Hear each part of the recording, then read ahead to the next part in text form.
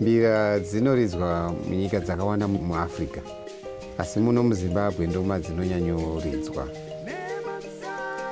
I think anybody who's had more than 5 minutes of Zimbabwean mbira cannot forget the sound. To me, it's a cross between water and air. Inosumudza, iri spiritual, ine zvainotaura, ine zvainozadzisa mauri. Ndo maoni rangu andinoita mbira.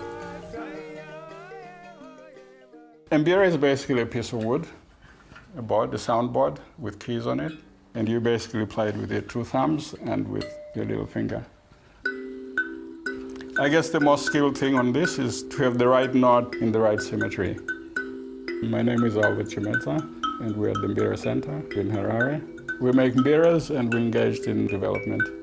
It's such a beautiful instrument that it would be nice to share it with the world. Dzichishandiswa kudaidza mweya yemadzitateguru.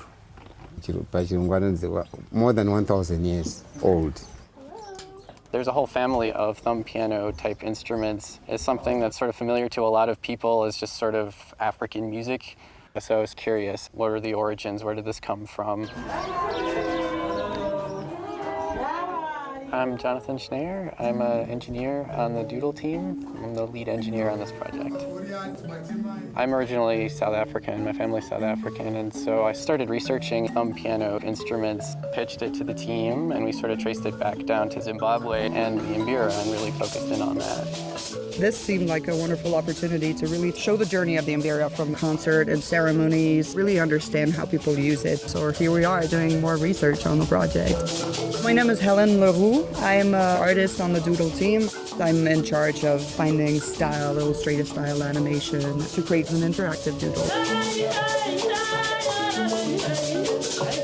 For this doodle, we really wanted to give people a chance to really play the instrument and pepper the music in with little ways to interact with all the parts of the story and make more of a narrative that people can see how it's used, the culture, what's the story of this instrument and the people. It was all about sketching rich patterns that we find here, animals, people, all these visuals that we want to bring together for the doodles.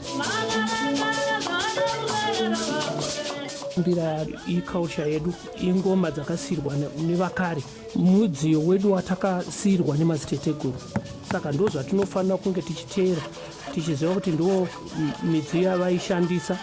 We thought it was important partnering with musicians and artists and people here. We're not experts, we're really learning on the process. We're just absorbing it all. You know, for a while, the mbira was forbidden, it was suppressed. So a lot of this is about letting it grow again and preserving it. Ndinoona zvakakosha kuti vanhu vazive kwavakabva. Kudzidzisa vamwe sevechidiki vari kuye zvino kuti vazive matateguru edu airarama zvakaita sei kuti tizovepo isusu nhasi. When people see this doodle, I hope that they can get some piece of the experience that we've had here to feel the music and the sense of community that really comes out of the mbira. I'm interested in what other people can bring to the mbira, both the physical instrument and on a digital level. It can be a vehicle for communicating, for a better understanding of other people and other cultures.